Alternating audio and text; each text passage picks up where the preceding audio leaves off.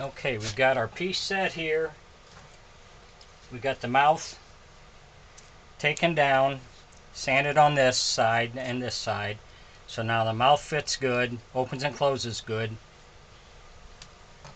So we're going to take our dowel that we got and we're going to glue that into here.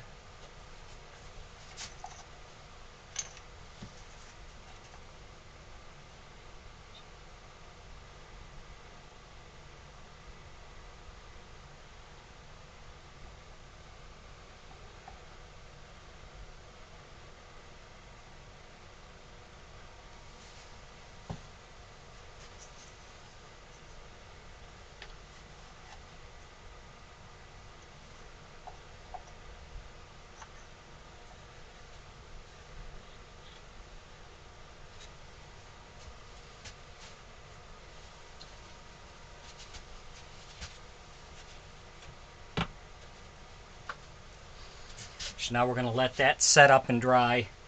We're going to take our palm sander. I'm going to give it one more go over with the palm sander, and then we'll be ready to seal it.